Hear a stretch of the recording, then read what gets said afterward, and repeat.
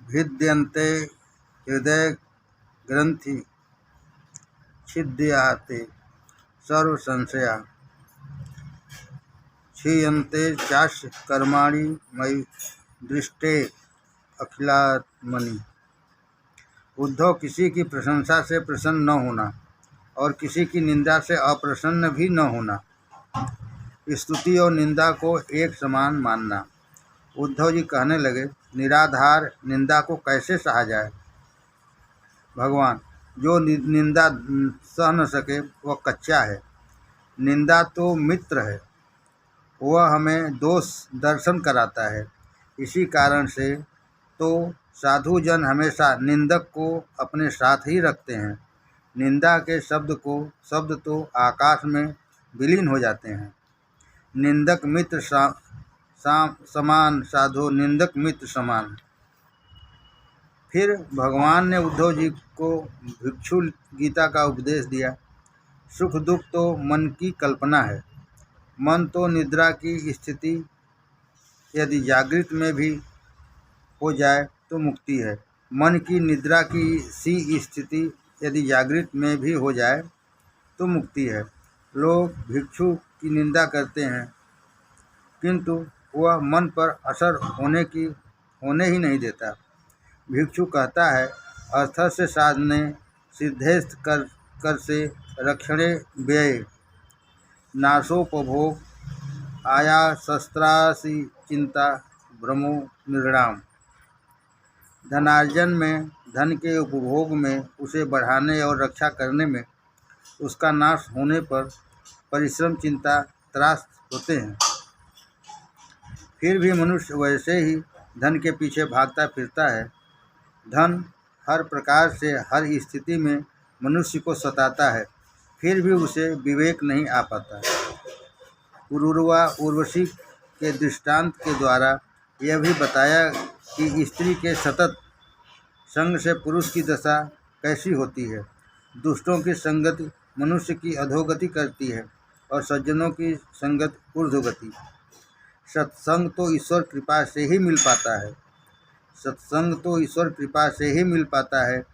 राम कृपा बिन सुलभ न सोई, किंतु कुसंग न करना तो तुम्हारे बस की बात है। सत्संग तो ईश्वर कृपा से ही मिल पाता है। राम कृपा बिन सुलभ न सोई, किंतु कुसंग न करना तो तुम्हारे बस की बात है। अयल गीता में देह की चर्चा की गई है, जो हमने ऊपर देख ली है। यह शरीर मांस, हड्डी, चमड़ी वाला और दुर्गंध युक्त है। इसी देह में रत व्यक्ति पशु और कीड़े से भी हीन है। अंत में उद्धव जी भगवान से पूछते हैं, प्रभु जी, आपने योग, ज्ञान और भक्ति मार्ग आदि का उपदेश तो दिया, किंतु जो व्यक्ति अपने मन को वश में कर सकता है उसी को योग मार्ग सिद्ध होता है, किंतु इस मन को वश में करना टेढ़ी खीर है, वायो दुष्करम। तो हे प्रभु, जो व्यक्ति मन को जल्दी वश में न कर सके वह भी सिद्धि कैसे प्राप्त करे, यह बतलाइए।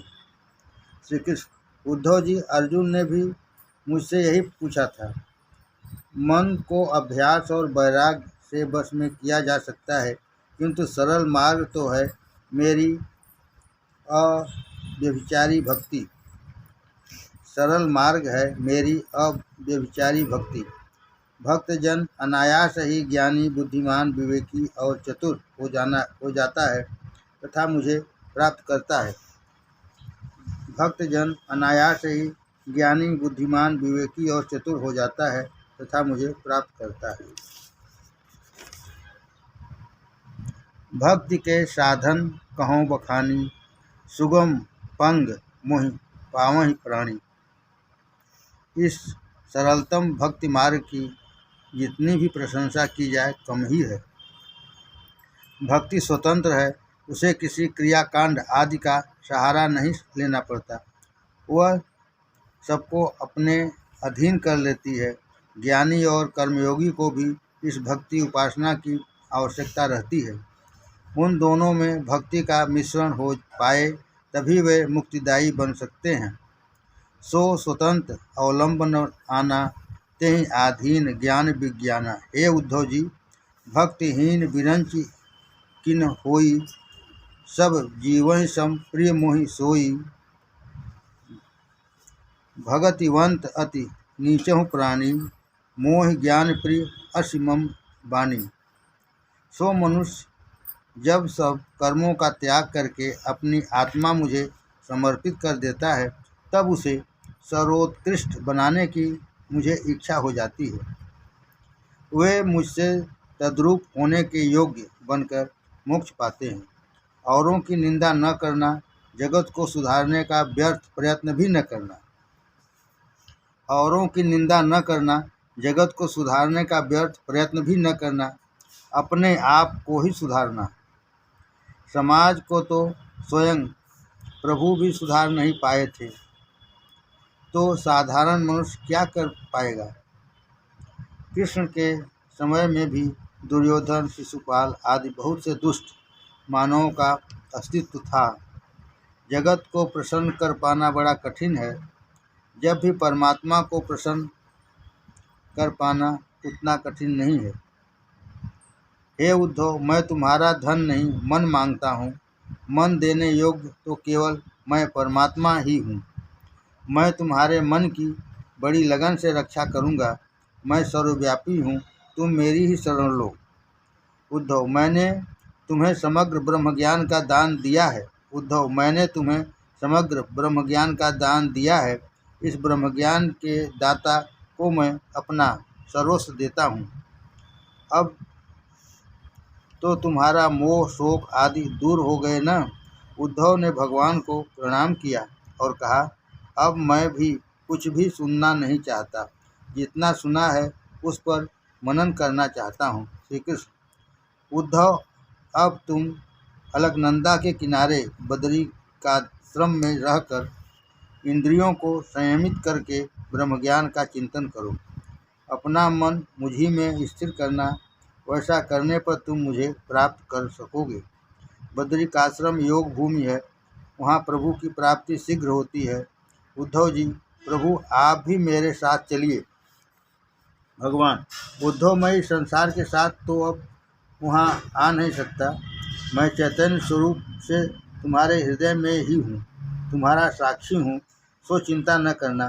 तुम अब आतुरता और एकाग्रता से मेरा स्मरण करोगे, मैं उपस्थित हो जाऊंगा।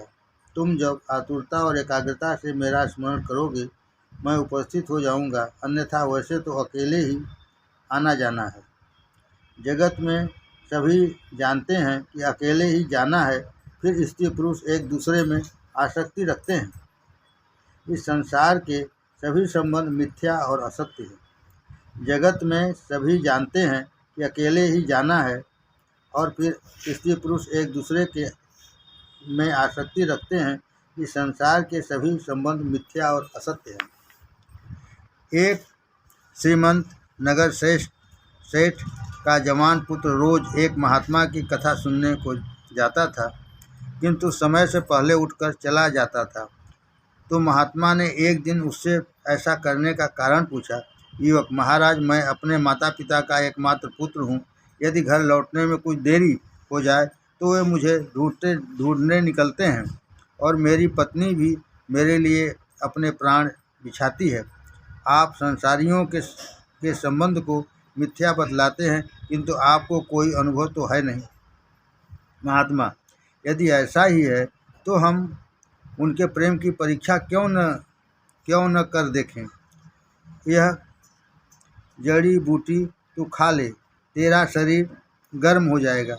मैं उपचार करने आऊँगा, फिर वहाँ जो होता रहे वह तू देखते रहना।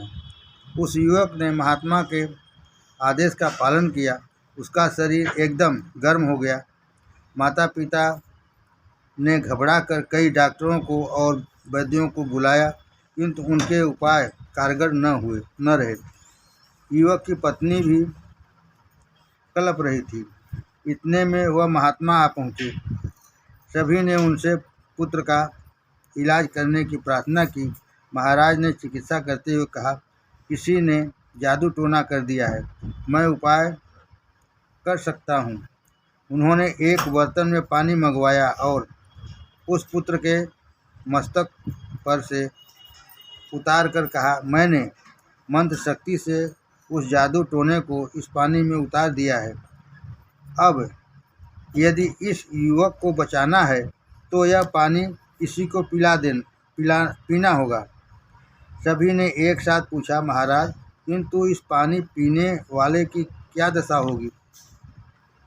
महात्मा, वह शायद मर भी जाए, किंतु यह युवक बच जाएगा। सो तुम में से कोई यह पानी पी जाओ। युवक की माता ने कहा, मैं अपने लाडले के प्राण बचाने के लिए यह पानी पीने को तैयार हूँ, किंतु मैं पतिव्रता हूँ। मेरी मृत्यु के बाद मेरे वृद्ध पति की सेवा कौन करेगा? युवक के पिता ने कहा, मैं यह पानी पी तो लूँ, किंतु मेरी मृत्यु के बाद इस बेचारी मेरी पत्नी की क्या दशा होगी? वह मेरे बिना जिएगी ही कैसे? महात्मा ने विनोद किया, तुम दोनों आधा आधा पानी पी लो, दोनों के सभी क्रियाकर्म एक साथ हो जाएंगे। युवक की पत्नी से अनुरोध किया गया तो उसने कहा, मेरी वृद्धा सास ने तो इस संसार के सभी सुख भोग लिए हैं, मैं तो अभी जवान हूँ, मैंने तो अभी संसार के सुख देखे तक नहीं हैं, मैं कैसे मरूं? इस प्रकार युवक के सभी रिश्तेदार ने पानी पीने से इनकार कर दिया। उल्टे वे सब सच महात्मा से कहने लगे, महाराज, आप ही पी जाइए, आपके पीछे रोने वाला तो कोई है नहीं। आप हमेशा कहते हैं कि परोपकार सबसे बड़ा धर्म है, सो आप स्वयं परोपकार कर दीजिए। हम आपके पीछे हर साल श्राद्ध और ब्रह्मभोज करेंगे।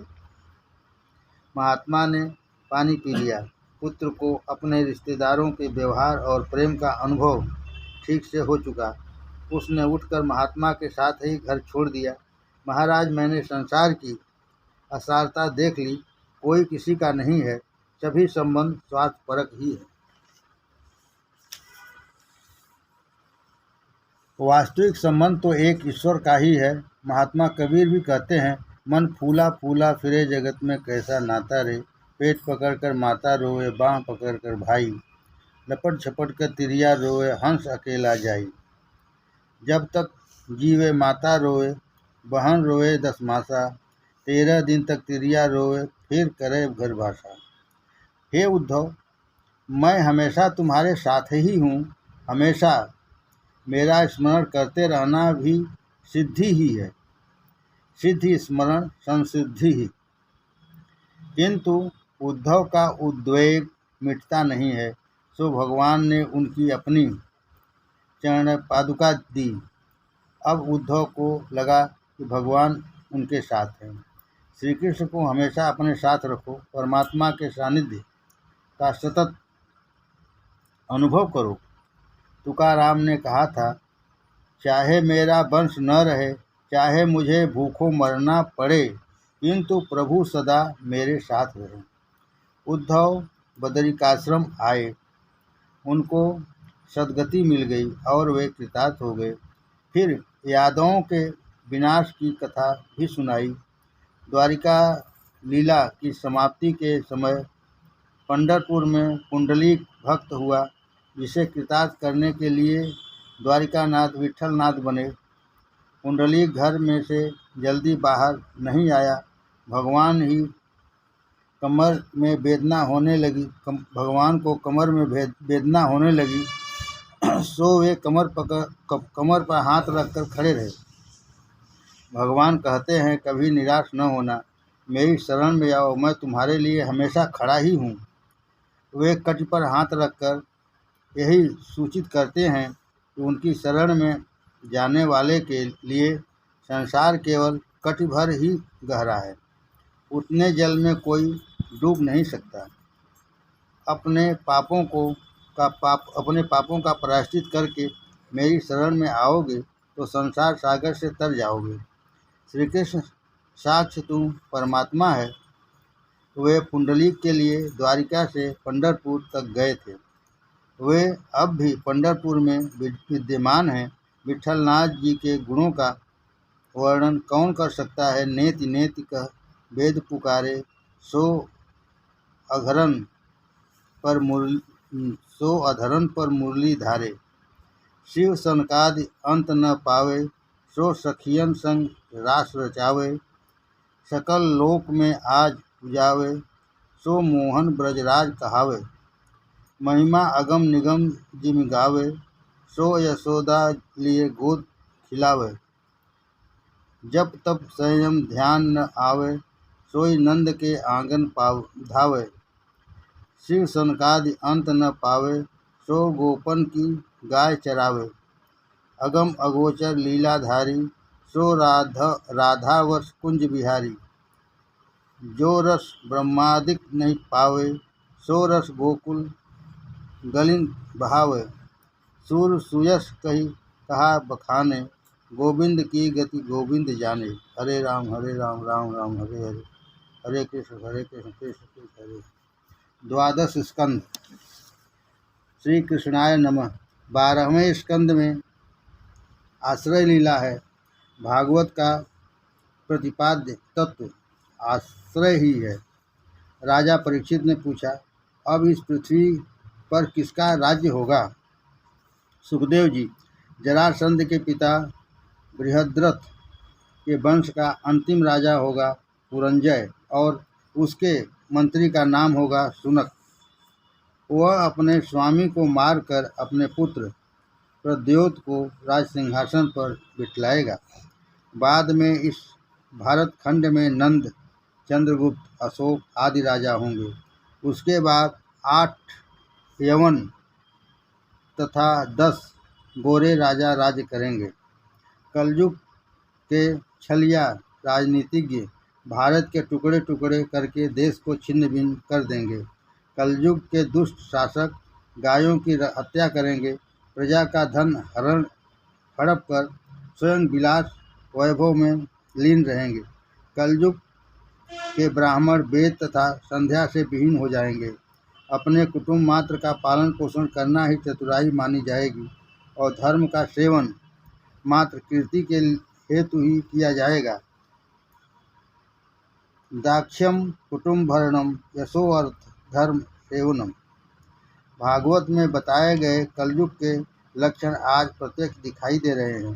हे राजन, कलयुग के अंत में धर्म की रक्षा हेतु भगवान कल की अवतार धारण करेंगे। पृथ्वी पर आज तक न जाने कितने सम्राट आए और चले भी गए। कलयुग के पुरुष नारी के अधीन रहेंगे। स्त्रीणा कलो नरा। मनुष्य को चाहिए कि अपनी स्वार्थ सिद्धि के लिए किसी का द्रोह न करे। इस स्कंद में कलयुग के लक्षण, दोष तथा उनसे बचने के उपाय बताए गए हैं।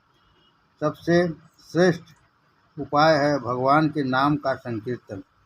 सबसे श्रेष्ठ उपाय है भगवान के नाम का संकीर्तन।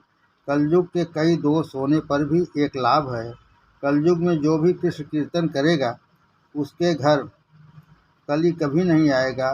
कली से बचने का एकमात्र उपाय है कृष्ण कीर्तन। सुखदेव जी कहते हैं, हे राजन, कलयुग के अपलक्षण अनेक हैं, किंतु श्री कृष्ण का कीर्तन करने से सभी दोषों से, पापों से छूटकर प्रभु को पाया जा सकता है। कलेर दोष निधे राजन अस्ति इको महान गुण कीर्तनादेव कृष्णाय मुक्त संग परम ब्रजेत।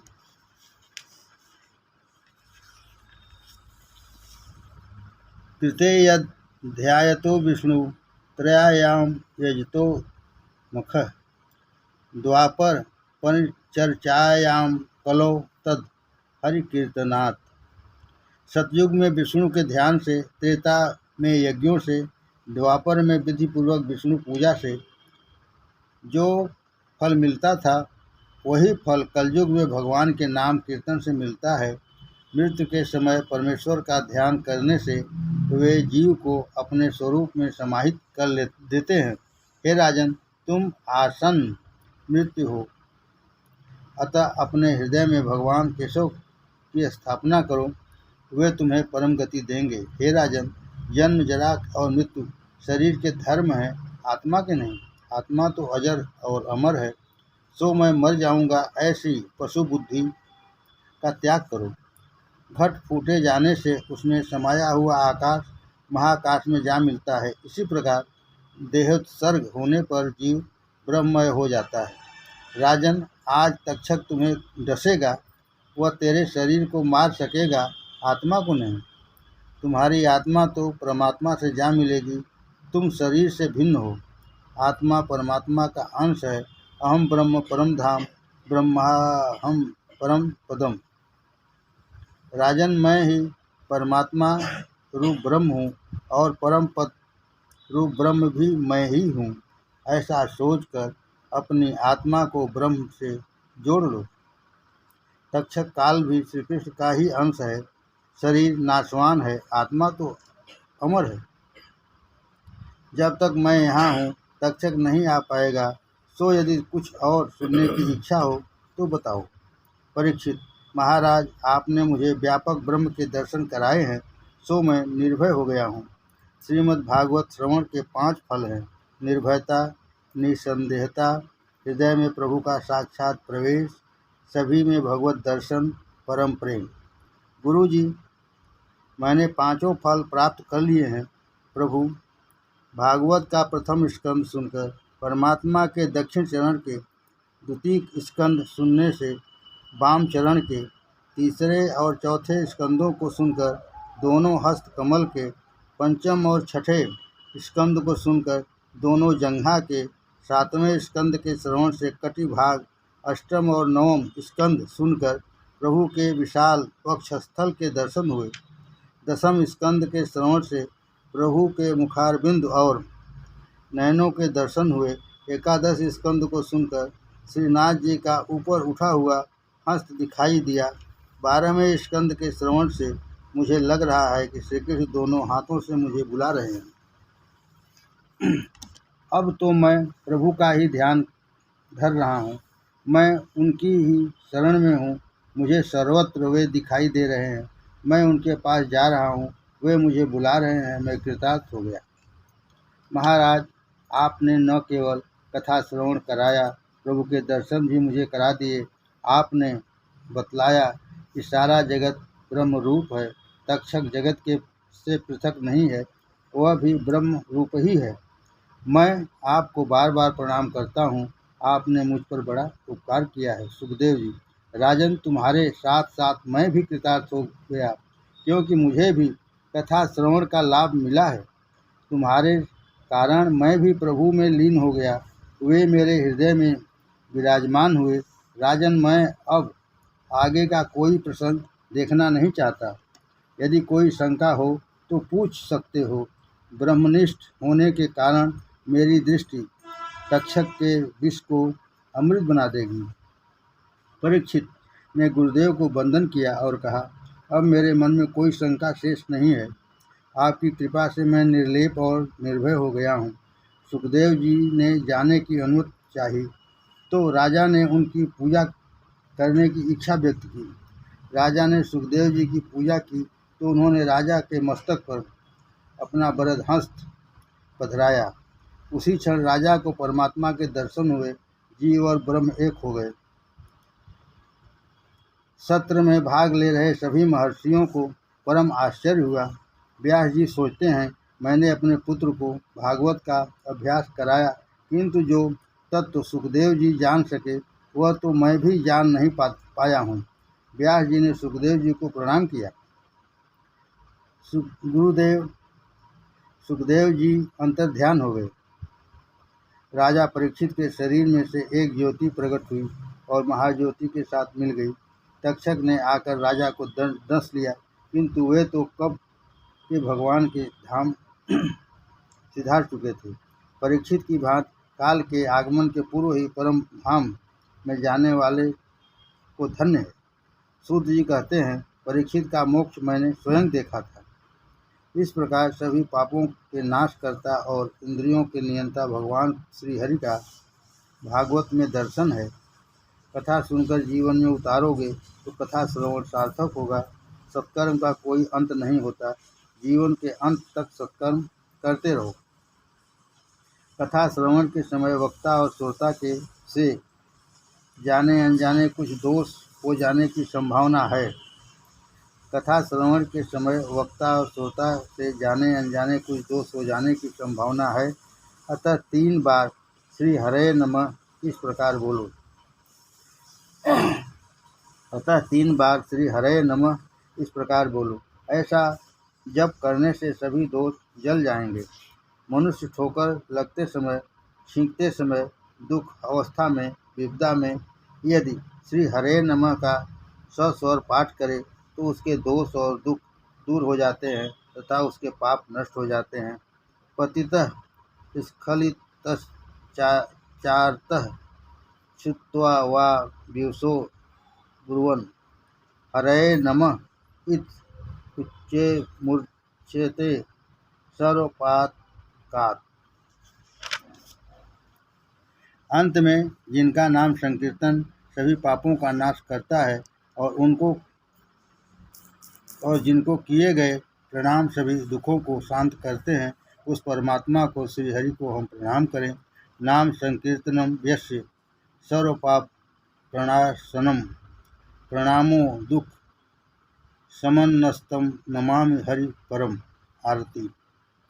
जय देव जय देव वंदे गोपाल वंदे भूपालम मृग मद शोभित भालम भुवनत्रयपालम निर्गुण गुणाकारम समृत भूभारम मुरहर नंदकुमारम स्मरहरम सुखकारम वृंदावन संचारम कौतुकमणिहारम कृपया पारावारम गोवर्धनधारम मुरलीवाहन लोलम सप्त स्वर गीतम स्थलचर वनचर गोचर जलचर सह गीतम स्तंभित यमुना तोयम अगणित तव चरितम गोपीजन मनमोहन दातुम श्रीकांतम